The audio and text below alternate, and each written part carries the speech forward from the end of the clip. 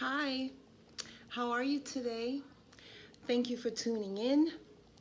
I have some stuff I want to talk about. I guess I want to start with my hashtag, find the answer to cancer. Now, uh, I talk about finding the answer to cancer, but I never talk about the inspiration that propelled me or put in me to motivate me to ask the questions and to know that this is wrong, that something can be done better, okay? And that is my mother. My mother, seeing her experience with cancer, everything that she went through and the things that she had to deal with is what motivated and inspired me to ask the questions, okay?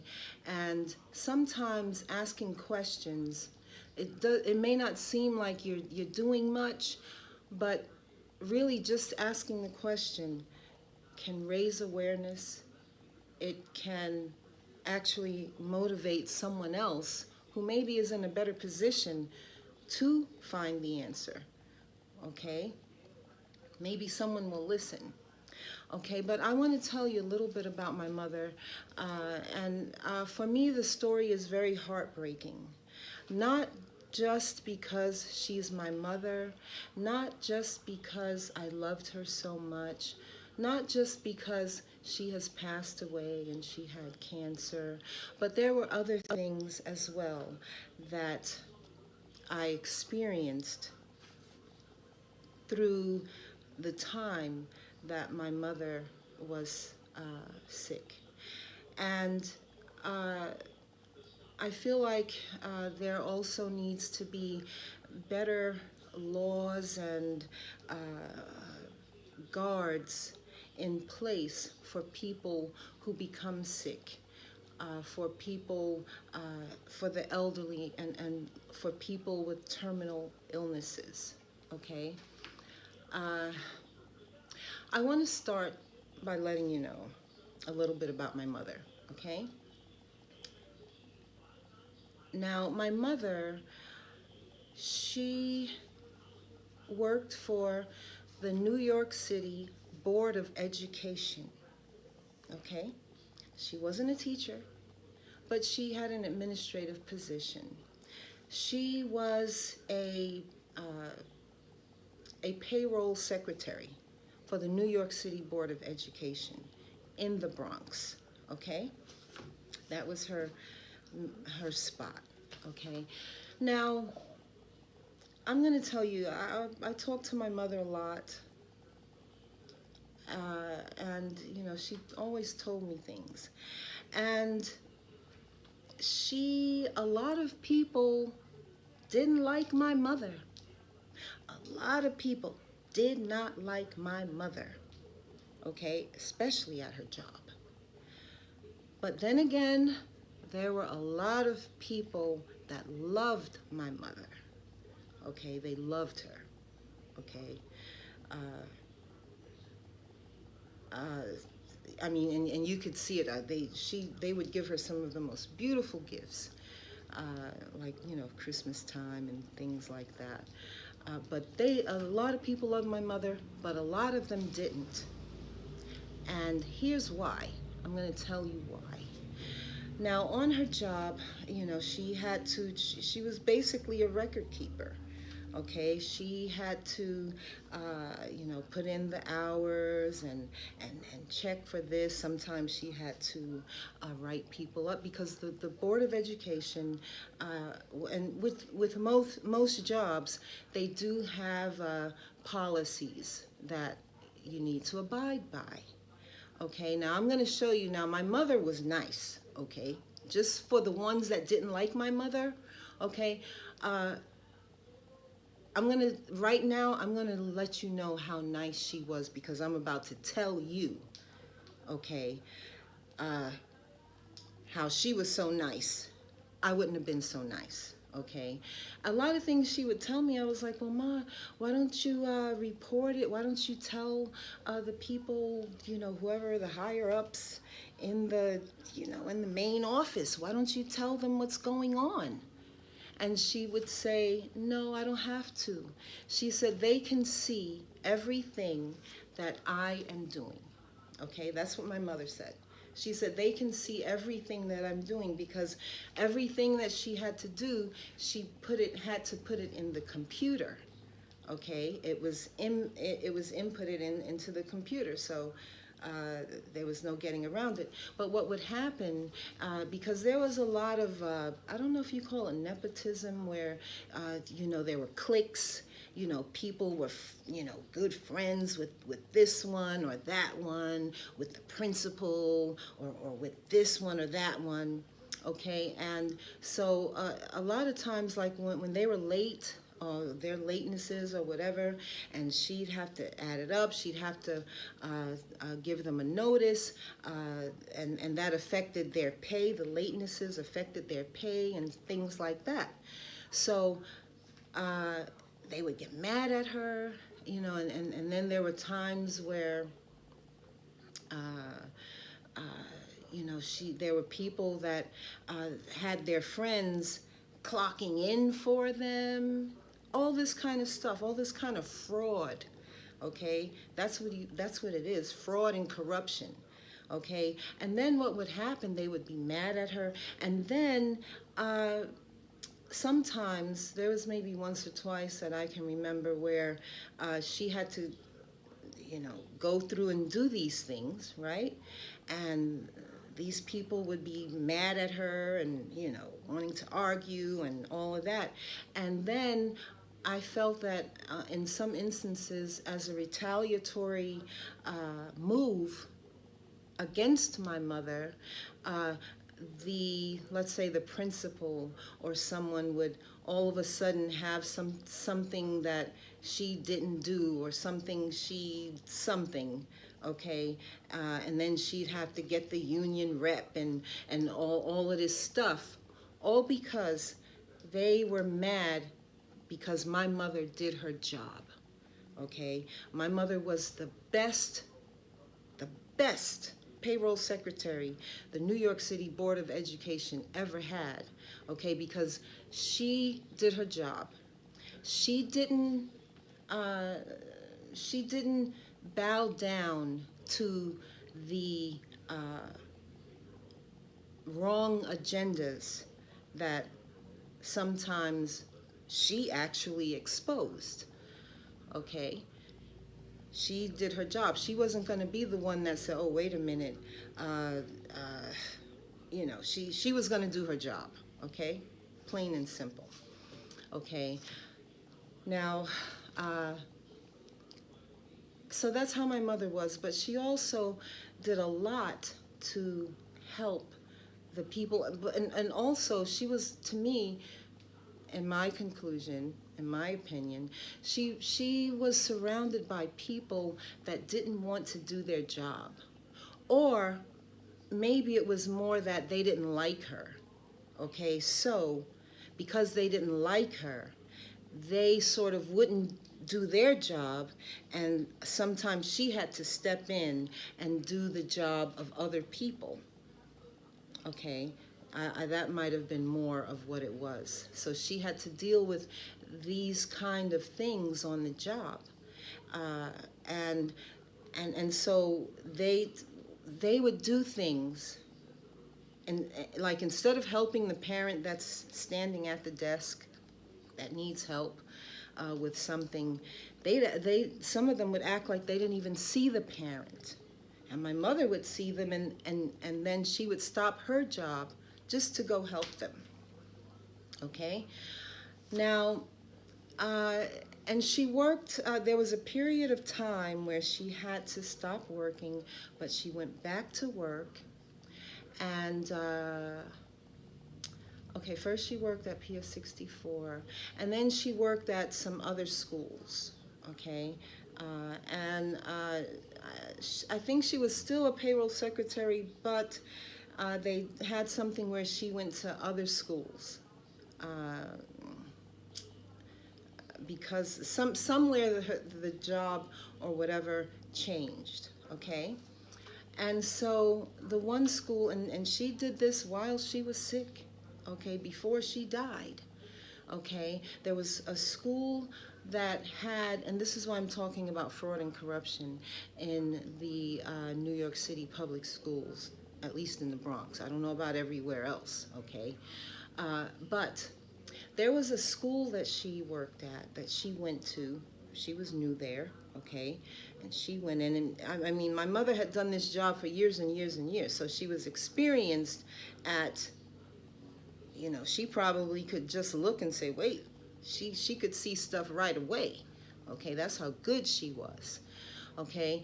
But there was one school where where they had children that were enrolled on the roster or whatever you call it twice. They were on, one student would be registered twice, okay?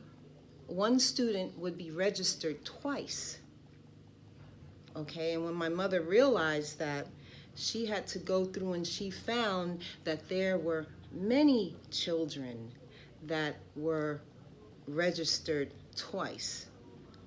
One student, but on record, that student, there was two students. Okay, you understand what I'm saying? Instead of one student, the one student would be in the system twice. So to the system, it looked like there were two students instead of one, okay? So that means that if there were 5 students that were in the system twice, then it appeared that there were 10 students when there was only 5. Okay, so I'm not sure how that affects whatever that, well, from what I would think is that means that there are funds going to that school fraudulently, or they're not supposed to get that money.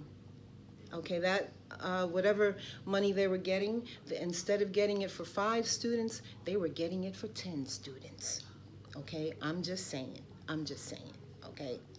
Now, also, what my mother did before she passed away and retired is, I believe this was the same school, okay? Now, this same school, I believe it was the same school. The vaccination rate was low, okay?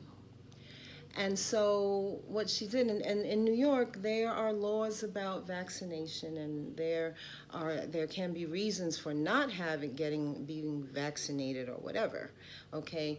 But before she left that school, that school had a 100% vaccination rate because of my mother. Okay, because of my mother, the school came to have a 100% vaccination rate. Okay, that's what she did. Now, she died before the coronavirus pandemic.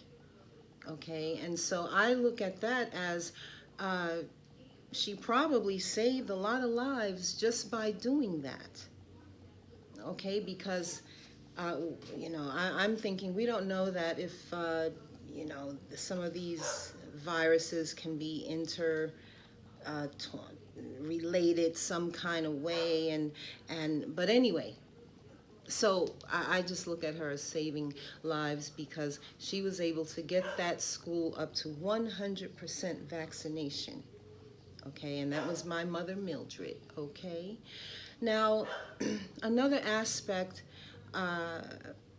that I want to talk about in regards to my mother, I want to tell you about, is that when she became sick and she was dying,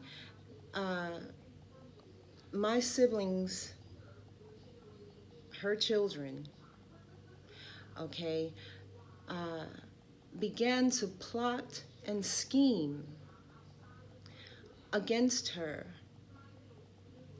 Uh, and I believe it was in an effort to secure her assets for themselves. Okay, and I'm not making this up. Okay, and you know that's why I'm saying that there needs to be more uh, uh, protections for people that do get sick and for people that uh, uh, you know are facing uh, death and old age, because what I have found, and in my family, and I know it's not just my family because I've seen some stories on Dateline, like uh, there's one, something about Pam, and I mentioned that before, where this woman's best friend uh, killed her so that she could get the insurance money, and she had cancer, okay? But she wanted to get the insurance money. She made herself the beneficiary some kind of way, and then she killed her. And not only did she kill her, she tried to make it appear that it was her own husband that killed her. And he had to serve time in prison. But then other things started coming to light and whatever, and that's they realized, and she's in prison now, okay? So what her children did, not me, okay, is they began to plot and they began to scheme when she became sick. And they did it, like I said, in an effort to get her money. Okay, and the things that they did to me as their sibling, okay, against, basically against her, because she had made things known, and then they felt like they weren't going to respect it. And like I said in one of my other videos, when you have someone that's sick and they're elderly, you sometimes you have people that if they sneeze, they're already plotting. They're already plotting to try and get those assets for themselves or whatever. You know, I know I've seen it in my family, and I'm sure there are other families as well. Okay, but oops. Okay, let me see if I can give you an example. A lot of things happened. Uh, I know that there came a time, like I said, I always talk to my mother, and there came a time where, because we didn't live in the same state, where I would try and call my mother. I guess there came to be a time where my mother was with my sister, okay, with one of my sisters who lived in New Jersey, okay. Uh, and I would try to call my mother. I couldn't get in touch with her. Then I'd call my other sisters and say, hey, I'm trying to get in touch with my mother. What's going on? This and that. Okay, so basically she didn't have her phone. Okay, she didn't have a phone near her. So they had basically taken her phone so that she couldn't communicate with me. Okay? So that's one thing that you will see isolation. Okay, they'll try to isolate that person from other people. Okay, and another thing that one of my sisters did.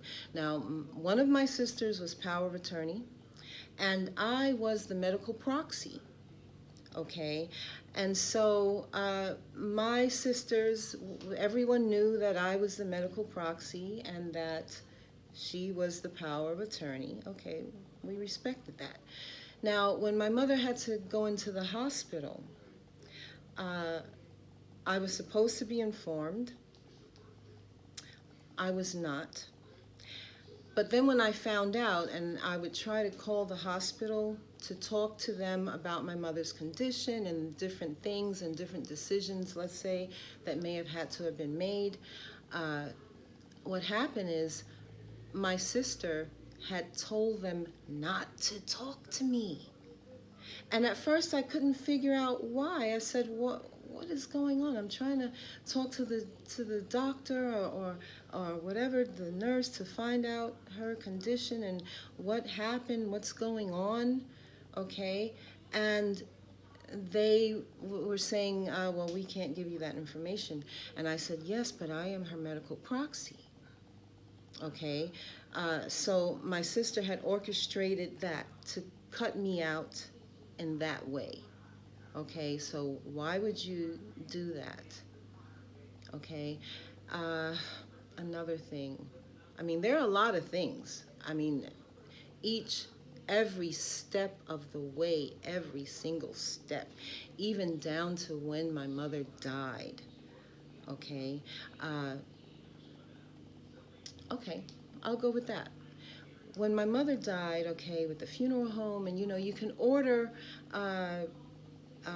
they will ask you how many death certificates you want. Okay, I didn't get one. But anyway, my other sister sent me a copy of the death certificate that she got. And when I looked on the death certificate, because see, when I tried to get a death certificate, and I was saying, look, I can't get one, or there were some things I had to do. I had to get a copy of her marriage certificate. I had to get something with her name, but all of those things were wrong on her death certificate, which explained why I couldn't get it. Okay, because the information that I was giving to the Department of Vital Records of New Jersey, the information that I was giving them was correct. Okay, I was giving them correct information, but the information that my sister had given them was wrong, even down to the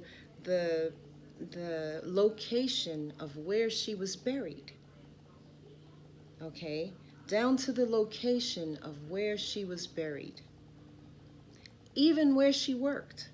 Okay, now she died in New Jersey. She was from New York, from the Bronx, okay, and she worked for the New York City Board of Education. So on her death certificate, it just had Board of Education. Now, for anyone that doesn't know, which Board of Education did she work for? You would probably assume that it was New Jersey. Okay, and also, in trying to resolve these issues, and so what I needed from my sister, because even with the funeral home, she had told them not to discuss anything with me. Okay, and I live right in the city where she was buried, so I could go right there. And when I wanted to go there, well, I did go there, and I wanted to find out when my mother would be arriving at the airport. I wanted to know when my mother was going to be arriving at the airport so that I could be there. And that's just respect. That's honor. Okay? That's honor. And even then, they wouldn't tell me. They wouldn't tell me. And I tried calling her. She wouldn't even answer my calls. Okay? Or text me. Hey, Ma is going to be arriving at the airport such and such. Nothing. Okay, so these are the things that, and this is, I'm just telling you a portion of things. Okay, the last time when my mother was dying, I went to the house. They had put her in like home hospice care under a company or in thing called Comfort Care in New Jersey. Comfort Care. okay? And when I went to see my mother, when I went there, uh, and like I said, my mother, she was dying, but she was very sick. And when I looked at when I went into the room that she was in a hospital bed. The Foley, the catheter, it's a catheter, the Foley that was connected to her, it was like it was brown. It was brown. And I said, what? I said, when was the last time this was changed? I said, when was the last time this was changed? No one knew. No one could tell me when it was changed. Isn't that crazy? And so even then, I wanted to talk to the people again from the Comfort Care uh, Home Health Agency, or whatever they were, Hospice Care Agency. And once again, my sister had, let me see, should I turn this light on? Okay. Once again, my sister had told them not to speak with me. So while I'm trying to get information and I'm trying to say, look, you need to come out here and see what's going on with my mother, they wouldn't do it because they, I guess, I don't know if because my sister had power of attorney, but I'm telling them, look, I'm her medical proxy.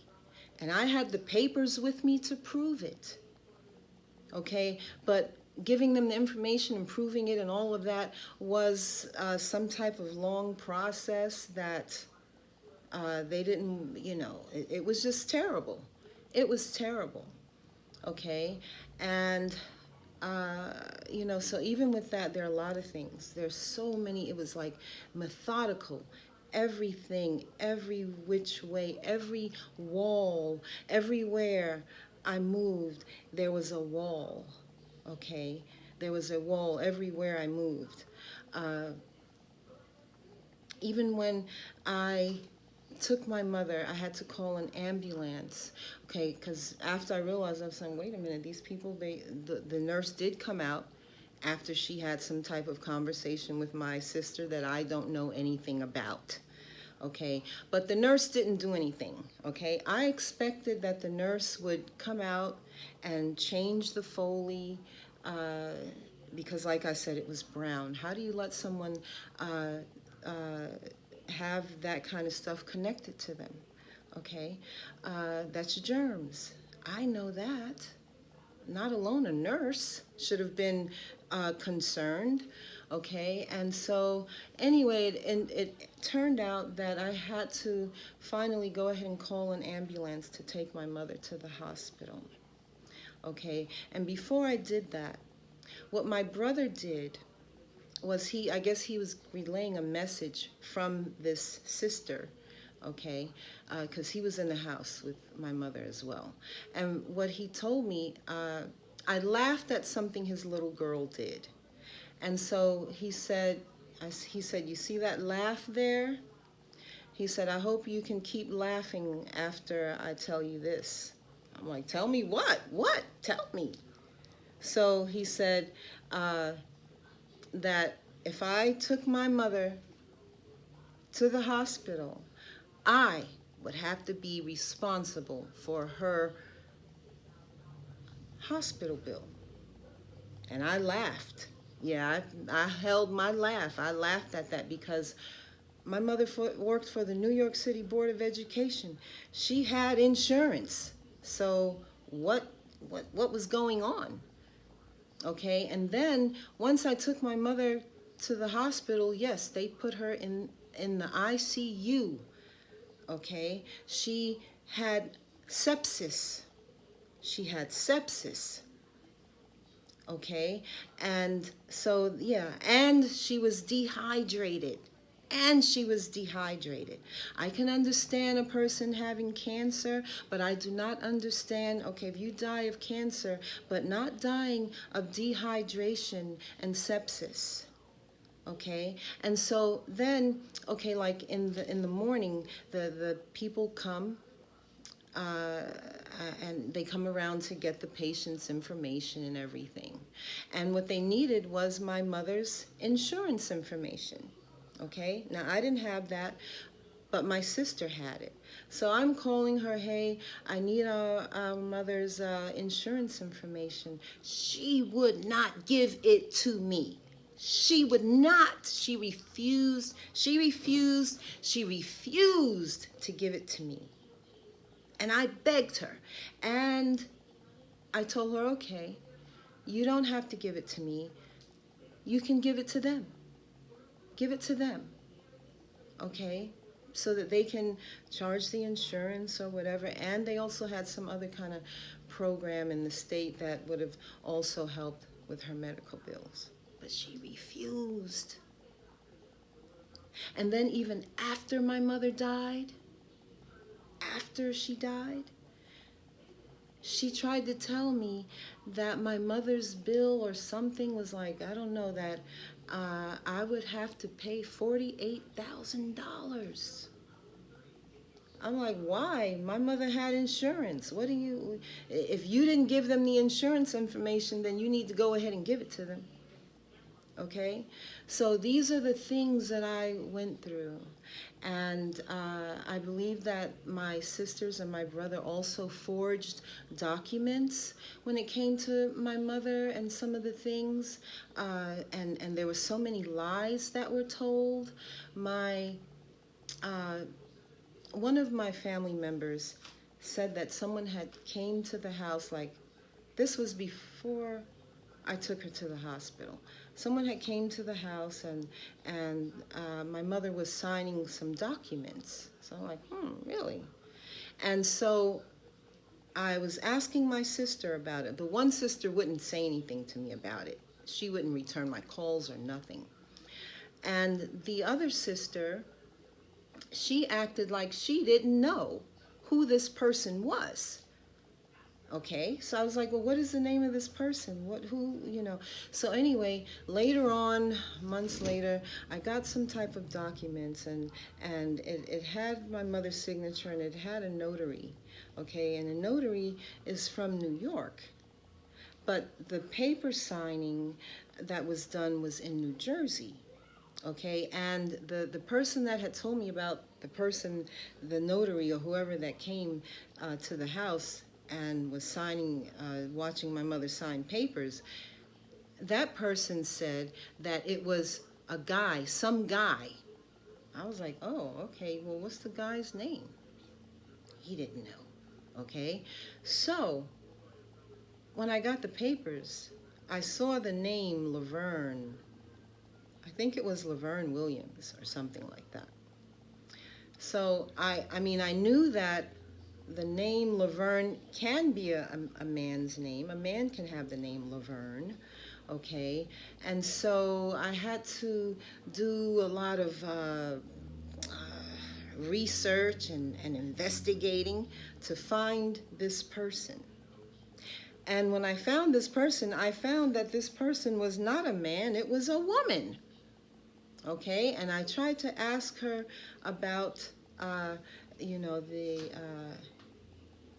I tried to ask her about the time of her signing these papers with my mother. Was she in New York or was she in New Jersey? And she did not want to answer my questions. I don't know. She didn't want to answer my questions. Now, if you on the up and up, what's the problem? And then I found out, okay, see, now my one sister said she didn't know who it was, but she was going to find out. It turned out that the person that was the notary actually lived in New York in the same building that my sister lived in, the one that said she didn't know who it was, but she was going to find out. The notary actually lived in the same building that she had lived in when she lived in that area. Okay, so wow. Now, also in trying to resolve issues, okay, if I say this is wrong, I believe that there's some fraud going on, and I'm trying to get in touch and talk and see what I have to do in the Bronx County Court. Okay, I'm trying to do that, and it was like a whole bunch more walls trying to get to talk to someone, and they don't really want to talk to you, and trying to resolve these things. It was terrible. It was terrible. Okay, there needs to be a lot better, because see, I know I'm not the only one that's going through this or that has experienced this type of situation.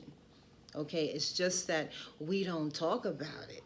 Okay, like probably, my siblings probably figured,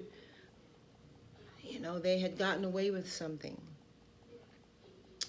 But I'm here to tell you that I'm just about to get started. Okay, if I have to, uh, I don't have money for a lawyer. Yeah, you need a lawyer. I don't know. If I have to, whatever, I'm gonna get something done. I'm gonna holler and I'm gonna scream from the mountaintop. Ooh, you. I'm gonna scream, baby.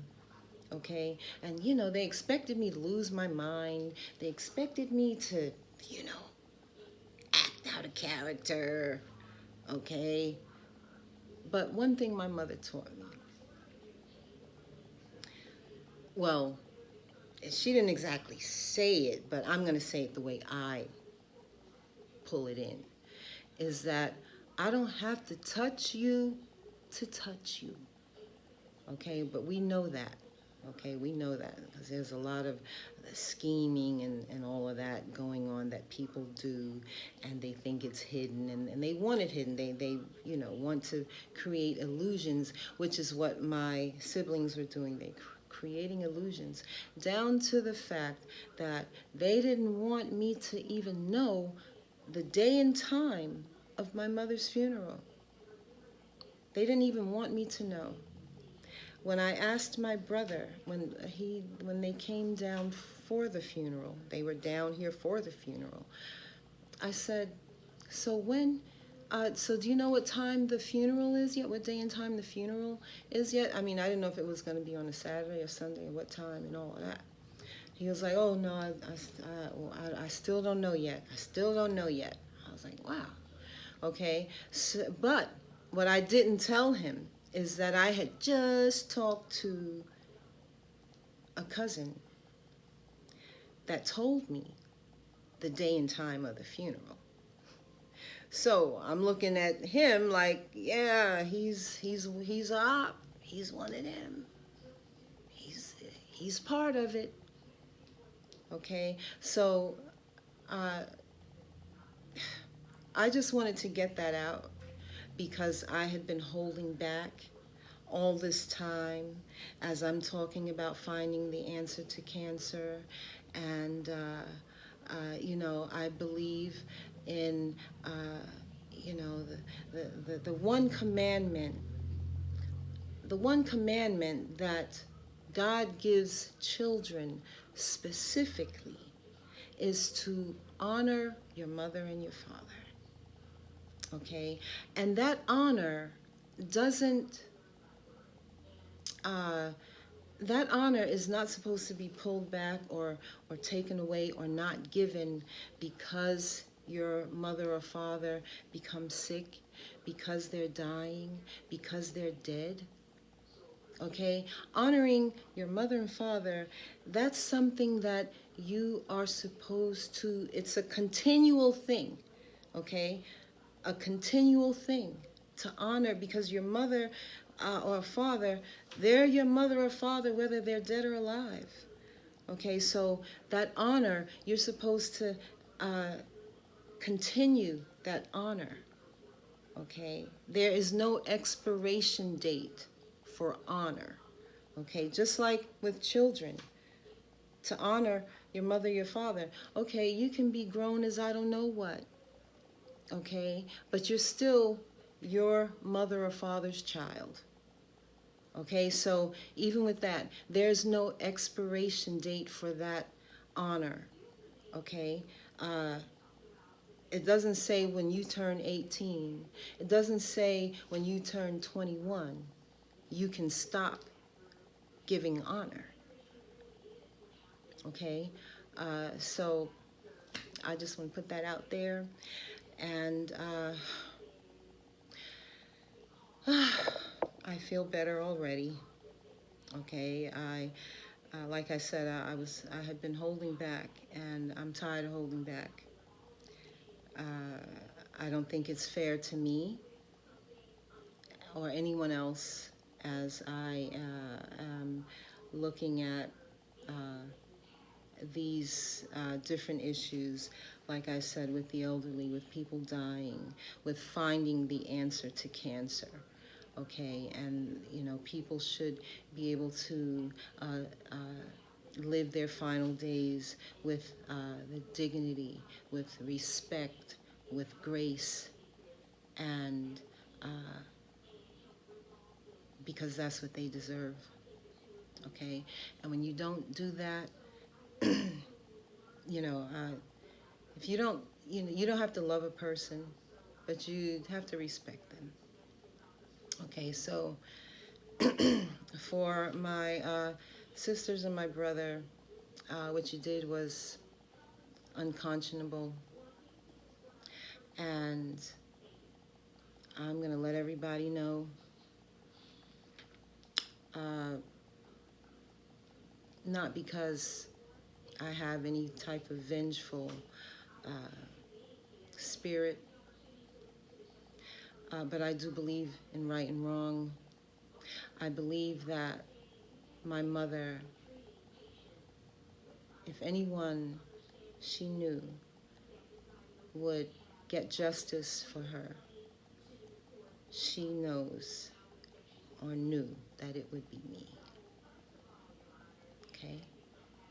So that's what it's about. It's about justice for my mother. And